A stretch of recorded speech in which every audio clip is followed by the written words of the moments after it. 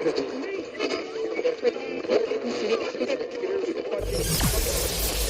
ready for unique, rare, and little-known treasures from the golden age of radio. You're listening to The Amazing World of Radio with Adam Graham. We continue with our Summer of Robert Louis Stevenson, brought to you by our Patreon supporters. You can join them at patreon.greatdetectives.net. For this week's adaptation, we're bringing you geographically closer to me than any other old-time radio program. This was recorded in Salt Lake City, about a half a day's drive from here in Boise. The series would find greater quality as well as reach when it moved to WGN in Chicago in 1949, but this was still back when the series originated in Salt Lake City. So here, from April 24th, 1947, is Markheim. Ladies and gentlemen, the Granite Furniture Company, with stores in Sugar House, Murray, and Provo, presents The Hall of Fantasy. Welcome to the Hall of Fantasy. Welcome to the series of radio dramas dedicated to the supernatural, the unusual, and the unknown. Come with me, my friends. We shall ascend to the world of the unknown and forbidden, down to the depths where the veil of time is lifted, and the supernatural reigns as king. Come with me and listen to the tale of Markheim.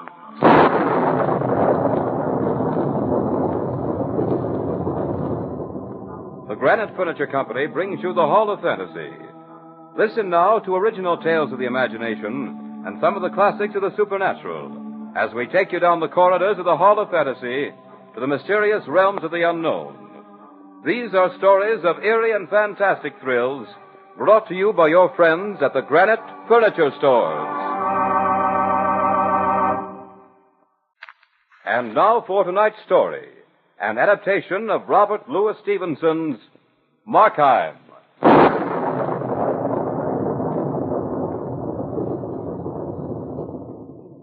They said that Markheim's first great crime was that he had committed murder. That's hardly true, for no man can kill his fellow until he first twists the knife in his own heart. This is the story of Markheim.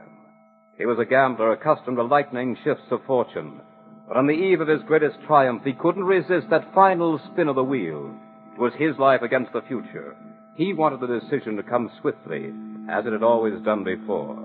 But this time, the wheel turned tortuously slow for Markheim, and once set into motion, no power on earth could halt it. It was Christmas Eve.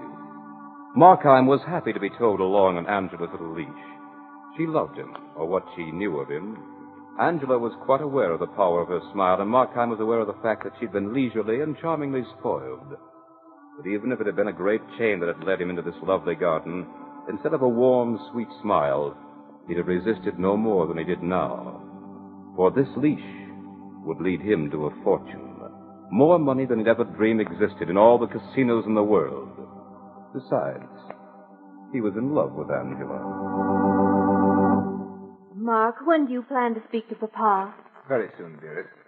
There are a few things I want to clear up first. It won't take long. Just a few days at the most. Tomorrow, perhaps? Tomorrow? Well, that's pretty short notice, darling. I'm afraid that Oh, I want it tomorrow. Yes, but why? What's so significant about tomorrow? I had thought to wait just a few more... Tomorrow's just as good as any other day. In fact, it's better. It's Christmas. It's tomorrow or never. Angela, what are you saying? Oh, don't look so frightened, darling. I was only joking. Oh, better. Only it will be tomorrow, Mark, won't it? You always get your own way. Always, darling. But I wouldn't have insisted if I didn't think it would make us both happy. And you think we'll be happier if I ask your father tomorrow? Of course. There's no need to wait, and I want this for a Christmas present. Christmas present? Yes. Oh, and speaking of Christmas presents, I have a very nice one for you. Oh? Not too nice, I hope. I mean, I hope it wasn't too... Costly? Oh, but it was very. I wish you hadn't, Angela. That is, well, I have something for you, too. You have? Oh, what is it? Well, Well, you like it. Yes, it's very nice. Now it's my turn. You shouldn't have done it. Nothing is too good for you. Nothing. I hope it isn't too expensive. Well, it was. But it's just a little trinket. Whatever it is, Mark, it'll be very nice. But if you weren't such a successful member of the stock exchange, I'd scold you for spending too much money on me. Stock exchange? Oh, yes, quite. Well, Angela, I think I'd better be going. So soon? Yes, I really must. Then I won't detain you. But I want you here early tomorrow. Come just as soon as you possibly can. The iron rule of Angela. Ah, but I love it, darling. Until tomorrow? Tomorrow. As Markheim made his way through the dark streets, the chill, damp fog soon dispersed the warmth he'd felt in the rich comfort of Angela. And the last word he'd spoken to her as he'd taken his leave seemed to mock him as he traveled in the night. His futile groping for happiness seemed to slap him full in the face with each new wave of the gray night mist. For a moment he thought to return to his foul, dingy little room, barren and ugly though it was. The thought of it made him shudder. Any other time he might have found some comfort in his hateful little iron bed.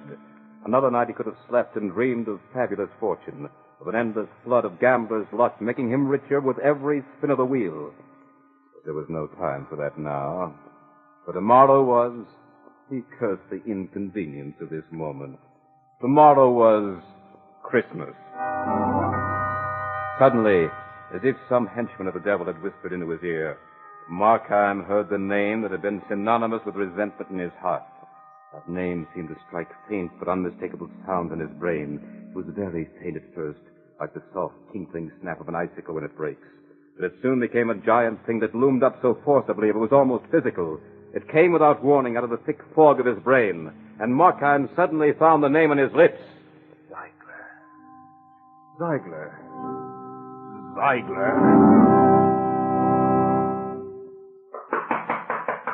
What do you want?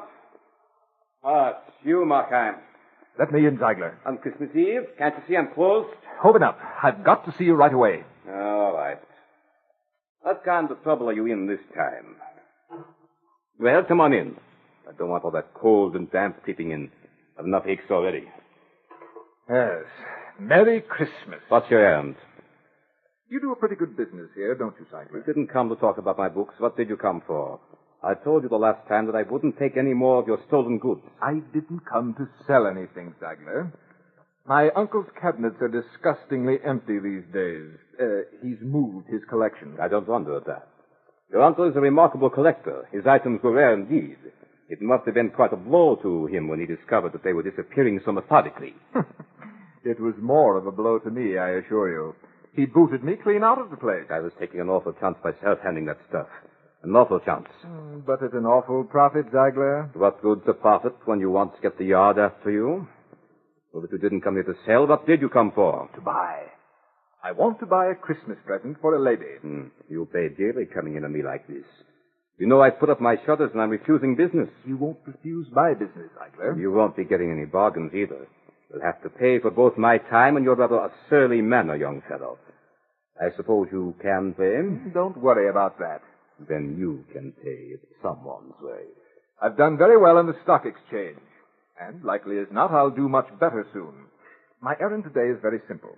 I'm really quite sorry, Ziegler, that I have to disturb you this way, but it's a little matter I overlooked until this late hour. I must have this little compliment ready before morning. And, you know, a man would be a fool to deliberately harm his chances of a wealthy marriage. Well, let that be it then. You've been a good customer, and if you have a chance, you should tell me for a fortunate marriage. I don't want to be an obstacle. Now, here's a nice object. Your lady is certain to favor it. It's a hand mirror. Guaranteed 15th century. It's from a fine collection. Whose collection, Ziegler? In the interest of my customer, I withhold the name, if you don't mind. He was, shall we say, somewhat like yourself. The nephew of a remarkable collector. The pointed remarks of this unscrupulous old dealer suddenly flushed Markheim's calm with waves of passionate resentment. They passed, leaving nothing but a slightly emotional residue and a slight nervous trembling in his hands. He took the mirror Ziegler held out to him. Surely you do not propose this for a Christmas present. Why not? Your lady should be very happy to have such a fine item. And every time she looks at herself in it, she'll think of her sterling husband. Your manner is likely to cost you something before long, Ziegler. So you suggest a thing like this. Look at it. Look at yourself in it. Though I dare say you'd look little better any other way. But look at it. Your future lady must be difficult to please, sir. I am buying a lady's Christmas present, not some monstrous souvenir of the sins and follies of the past. Certainly not that grim thing. You weren't actually serious about pawning that off on me, were you? Quite serious, sir. What are you made of, Ziegler? What keeps your dry old heart at work these overtime years? You certainly must have a few thoughts now and then of something beside your miserable little existence. Are you joking with me, Markheim? You'll find it on the sale price if you are. Everything about you can be found on the sale price, Ziegler. Come, what's the purpose of this talk? Christmas Eve, man. See how the world scurries by outside? They're all touched with a very warm, friendly spirit. What does your life consist of tonight but a hand for grabbing money and a safe for hoarding it? Is that all? You've drunk too much to the health of your lady, I think. Ah, then you have been in love. Tell me of those golden moments of yours, Ziegler. Tell me all about them. I have no time for such things. I have no time for this foolishness either. You take the glass or not? Yeah, but let's not be hasty. Pleasant talk, a pleasant walk. How does that go? Well, pleasant it is, Ziegler, and I must not hurry away from any pleasure, even one as doubtful as this. Each instant is a precipice, Ziegler, a very high precipice. If we hurry, we fall and dash ourselves to 1,000 meaningless pieces. Yes, if we hurry, we fall, Ziegler. Let's take our time this fine evening. Let us tear away the masks that hide us from each other. Who knows? We might even be friends. I have my books to balance tonight, Markheim. Either make your purchase, or I have to thank you to leave the shop. To be sure. There is no time for being friends, is there? Show me something else, then. Show me something else, Ziegler. There was something in Markheim's voice just then. It couldn't have been the words themselves. It was a tone or a light that flashed in his eye. But it filled the little dealer with an unexplainable terror. He had turned and was about to climb the small ladder that would take him to a little object arch on a higher shelf, when suddenly Markheim poised a little dagger high in the air. It flashed only a fraction of a lightning bolt. This for you, Ziegler, and a very Merry Christmas. Ziegler flashed at the shelves like a chicken. Then he fell to the floor, and flesh seemed to telescope him with flesh as he settled into a senseless little pile. Markheim stared at it through eyes that had suddenly seemed too much. A single tick of the old clock seemed almost to drop him into unconsciousness. His lips parted to speak. Not her. Each instant, precipice. Yes. Ziegler, stand up! Stand up and speak to me!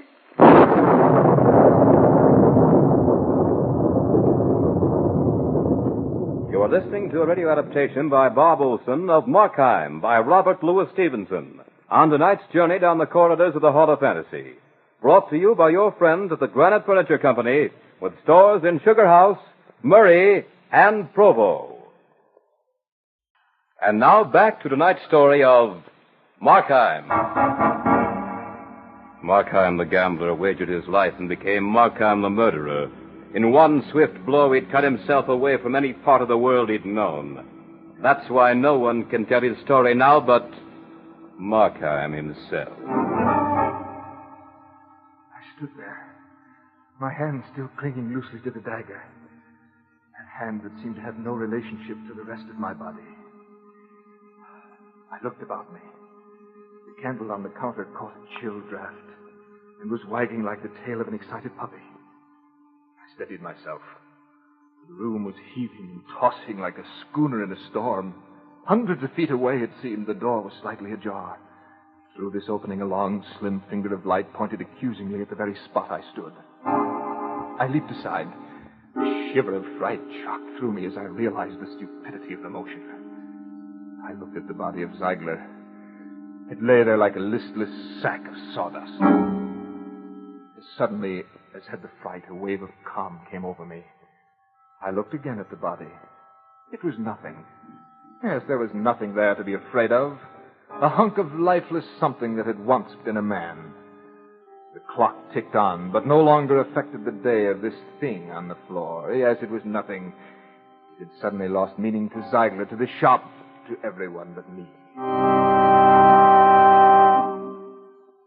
But that security didn't last. I looked again, saw the deep color forming about this haggard heap. That blood. It was still alive. What if it found a voice? What if this flesh should raise a cry that could be heard all over England and thence... where? And it would take up its endless flight around the earth.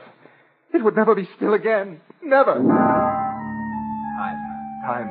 I must have time. Oh, but time had such a raucous voice. Yes, what is time? A new precipice each instant. Each tick of the clock was a new danger. I picked up the candle, started about the room, filling my pockets with the treasures of art that Ziegler had gained so craftily and guarded so fiendishly. I saw things that terrified me. Things that turned out to be my own shadow. I'd catch a reflection of myself in a rack of mirrors, rich imported glasses that sent a new fear to wilt my nerves. For each time I looked, I saw a hostile sea of my own eyes spying on me. 1,000 questions flashed across my world of hysteria. Why had I used a knife? Why hadn't I chosen a more quiet hour? Why had I killed him at all? And then there were more. Where was the servant girl now? When would she be back? How much time did I have? Yes, how much time? When would the world know of what I had done? When would Angela know? Oh, you fool. My brain became a racetrack for nightmares. There seemed to be something terrifying about the normal as ever rhythm of the footsteps out in the street. They must know about the thundering riot in this house. How could they help it? I began to fear nature herself. I expected her to break her own laws to accomplish my own personal destruction. Yes. What if the walls should suddenly fail to hide me? If the prying eyes of London should gain the power to see beyond nature's barriers? Then another vision came to me in this room that was pulsating so with clamor and silence alike. Yes. All the old women of London started to rock feverishly in their chairs and began to weave a rope with which I was soon to be hung. I knew I was tottering on the brink of the final shock that would send me screaming my guilt to the world if I didn't take hold of myself. But one thing I was rapturously grateful for. I was alone. I was alone. No. Ziegler, open up! Answer your door, Ziegler!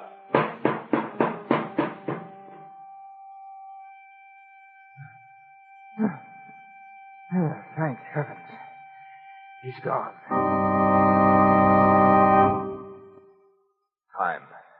Time. Yes, I must have time. Others will come. The girl. I must get the money. No time to waste. I walked over to the body, shoved it with my foot. It rolled over crazily and took on a queer, twisted posture. The face was pale like wax. I remembered the wax museum I'd seen as a lad. And that memory robbed the scene of its grotesque quality. I took new courage. I saw myself as a boy. Yes, how horrified I'd been at those realistic reproductions of famous murders. Even the music came back to me, the monotonous chant of the calliope. The time came for me to act or run, but I didn't run. I grabbed the keys from Ziegler's coat pocket and started up the stairs that led to his private apartment. There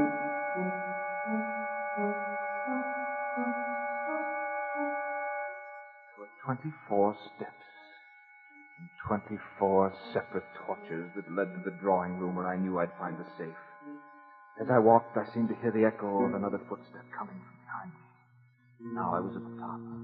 I pulled open the door, entered, and bolted it behind me. The sense that I was not alone in this house was about to drive me mad.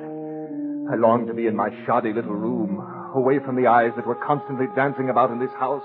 Every man who walked became an avenger and sought stealthily for some scrap of evidence that would curse me forever. I thought of Angela, not long, just the length of a breath or so, but I heard her voice in hollow mockery. Tomorrow or never, Ma. Tomorrow or never. Yes. She said she was only joking. She thought she was only joking. I was before the safe. The finale of this little drama. I fumbled with the keys. There must have been 50 in all. And again, the rush of time began to make me tremble with uncontrollable anxiety. Time. If I ran out of time, this nightmare could have no meaning at all. I shot a glance at the door. Nothing stirred. Yes, I was satisfied that I must be alone. It was quiet here. Even my heart began to slow down a little.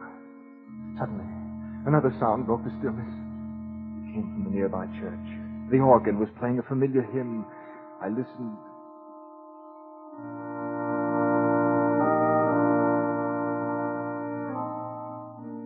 Then I heard it. A sound to freeze the scream in its making. The knob on the door was turning. Someone was going to enter this room. I was caught in a vice of terror. Slowly the door opened.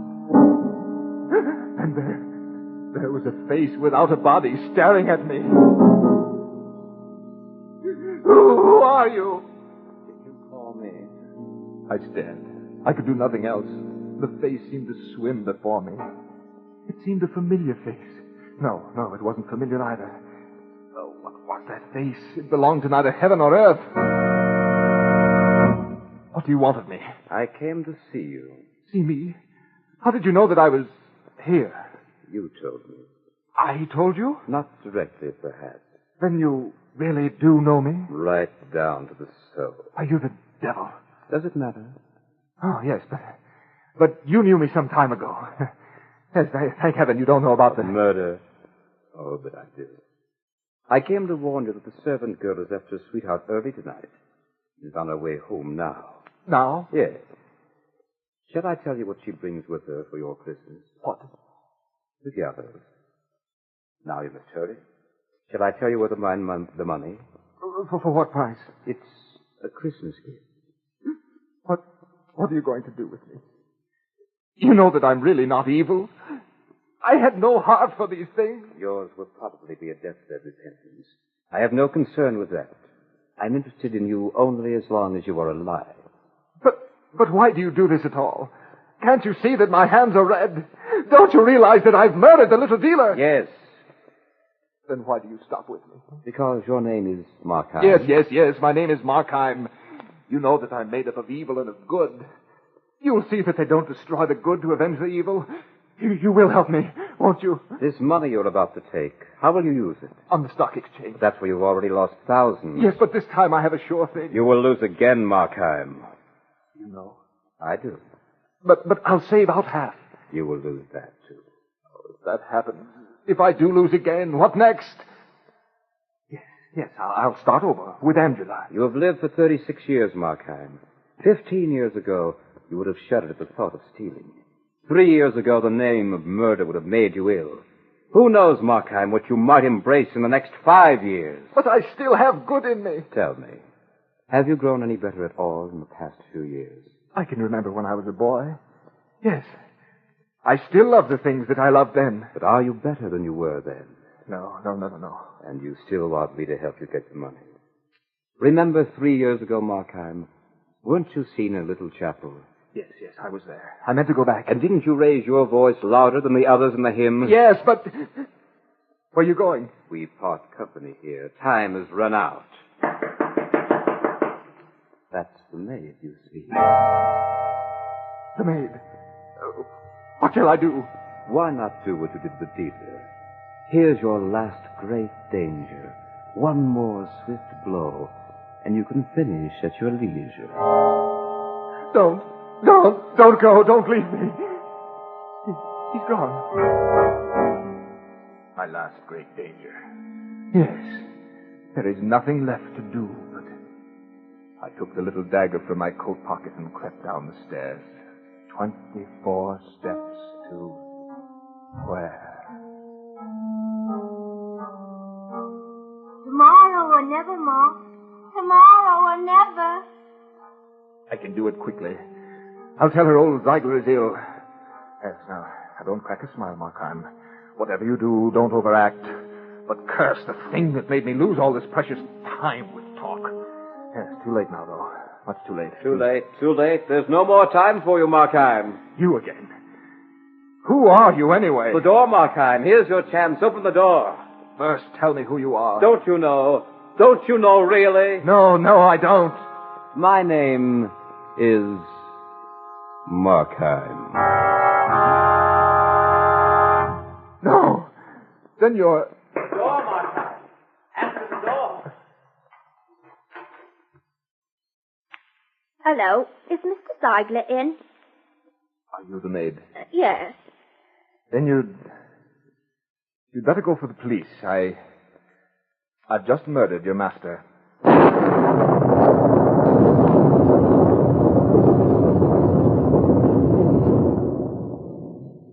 So runs the tale of Markheim.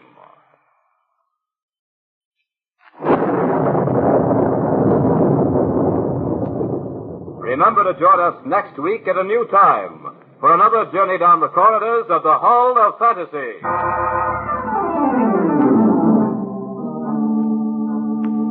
Tonight's program was adapted by Robert Olson from the story by Robert Louis Stevenson. Heard tonight were Carl Grayson as Markheim, Richard Harcourt as the narrator, Beth Caulder as Angela, and Richard Thorne as Ziegler. Musical background was provided by Earl Donaldson. The engineer was Nephi Sorensen. These programs are produced and directed by Richard Thorne.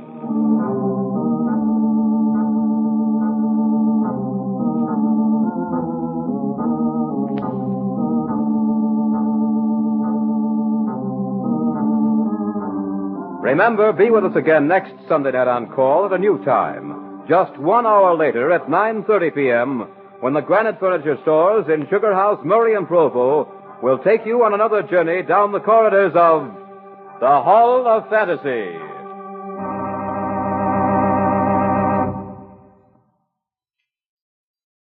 Welcome back. It's worth noting that the radio play does something that Stevenson didn't do in his short story by answering the question of who the stranger was. Stevenson, in his wisdom, left the question unanswered for the reader to ponder. And I think he was right. The answer supplied in the radio version doesn't satisfy, and to be honest, it doesn't make much sense.